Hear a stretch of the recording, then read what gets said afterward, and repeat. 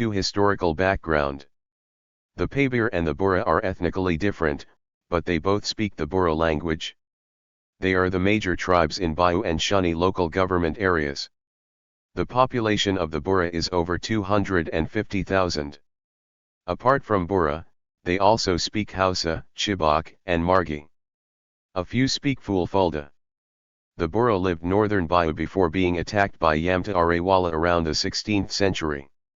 The few people Yamta brought with him intermarried with the Bura and built up the Biu dynasty into a kingdom.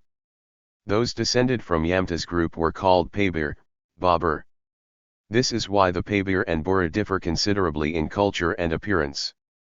Until today, the Pabir are the ruling class among Bura, and all the Bura villages pay tribute to the Emir of Biu. The Buras still resent the Pabir. The geographical location of Bura land is located on the Biu Plateau, which are highlands in northeastern Nigeria, covering an area of approximately 2,000 square miles, 5,200 square km, with an average elevation of 2,300 feet, 700 m.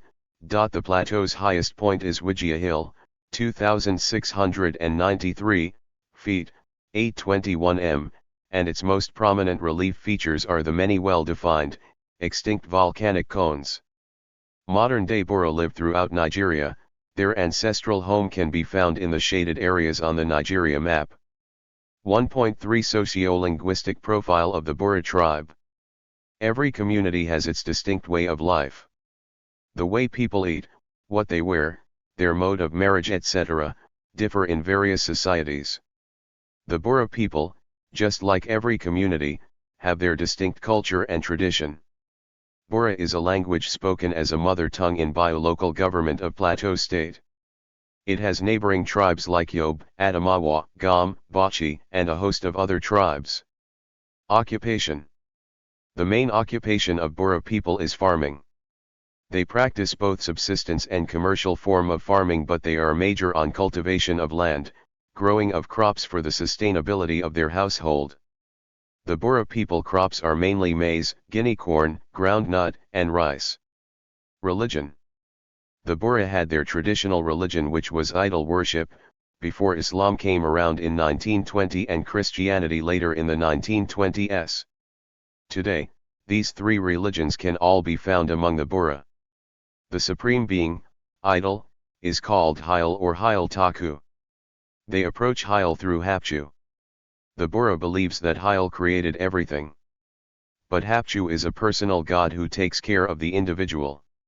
The Hapchu have shrines where people worship and offer sacrifices.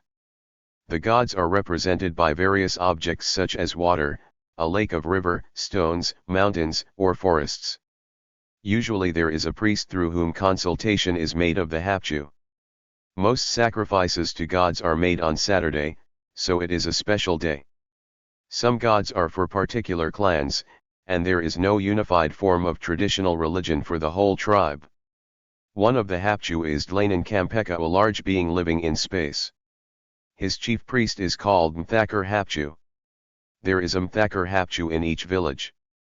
The most common of the gods is represented by a covered pot kept by a family head. At the beginning and end of the dry season, or in times of stress, the family head offers a chicken to the pot for the health of his household. The cult passes from father to son. The practice of traditional religion has now largely declined to the advent of Islam and Christianity. Despite the presence of many towns and villages, Islam is still the predominant religion among the Bura. The proportion of Christians is small compared to the entire population. The rough estimate of the religious percentages is as follows: Muslim 78%, Christians 20% and traditional 2%. There is a certain amount of understanding between the Muslims and Christians which prevents too much religious tension in the tribe. Housing. The factors determining the building of houses in Bura land are war and farming factors. The Bura people used to live in huts. The major building structure is the hay, and the mud buildings. Those using mud for their building are the civilized among them. Notwithstanding in the recent time, they are still using mud in building their houses. Clothing. Before the present day of westernization and civilization, the Bura people clothed themselves with animal's skin. They made themselves with various styles from these skin materials. For instance, they made shirts, trousers, skirts and so on. They even went to an extent of carrying their young ones with the skin materials and mostly use such materials to tie their babies to their backs. But today, some Bura put on cotton clothes while others till date put on skin materials. Marriage. Presently, there are two kinds of marriage practice in Bura land, which are religion marriage, both Islam and Christian wedding, and traditional marriage. The Bura people practice both the monogamous and the polygamous forms of marriage.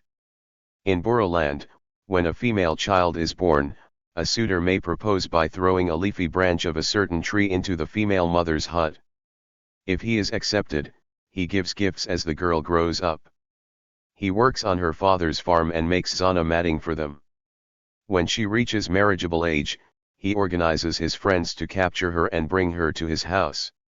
Then, the remaining part of the bride price is settled and arrangements for the marriage ceremony are concluded. The bride is usually expected to produce a white cloth stained with the proof of her virginity, and it may be displayed with pride. Her parents will be ashamed if she is not a virgin. Another form of courtship in Bura land is for a boy to look over the girls while they are collecting firewoods or fetching water. When he sees one he likes, he asks her to marry him, and if she agrees, he get 8 or 10 strong fellows to capture her and bring her to his house. Then, the marriage ceremony is arranged. The Bura, like most African societies, have quite a number of accompanying ceremonies and initiations. One of which is the child's naming ceremony, which comes up on the 7th day after birth. The Bura usually don't circumcise their boys until the practice was introduced around the 1920s. The boys in Bura land are circumcised around the age of 7. Another ceremony that takes place in Bura land is the burial rites. When an old person dies, he or she is buried on the 2nd day's evening when everyone has gathered. The grave is a wide circular shaft at the top, about knee deep, and then a smaller round shaft is dug from the bottom of this into a flask-shaped cavity below. The corpse of a chief is buried sealed, while other people are laid flat on the floor of the cavity. There is always a traditional dancing for 7 days after the burial, and if the deceased was an important person, it lasts 14 days. During these days, dancers perform. On one of the morning days, the Fuan Chamwi dance is done. The male dancers jump from the ground to the roof of the hut of the deceased and back again until the roof is destroyed. After this, the date is fixed for the last morning or Sadaka, which is held about 6 months later, but usually during the dry season. Education. Before the advents of the Western education, the Bura people have a way of teaching moralities, respects, and skills within their communities. The education of their children is of utmost importance because they believe an uneducated mind will definitely die an ignorant and will be problematic to him or herself and the community in general. Therefore, they teach and impact moral knowledge to their children right from birth, and as they grow, they set their children on skills training. The Western education was embraced by the Bura people, and they emphasized that both male and female should be given equal right to education. As such, they built schools within the communities. Administration.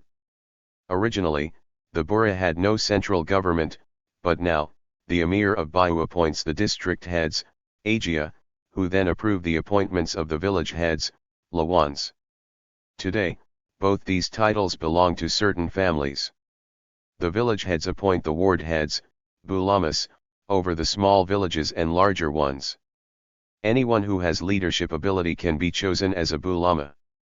Genetic classification of Bura language. Genetic classification of languages is based on the assumption that languages originated from a common ancestor.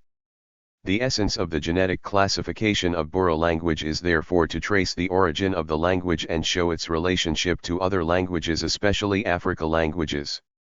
Afro-Asiatic.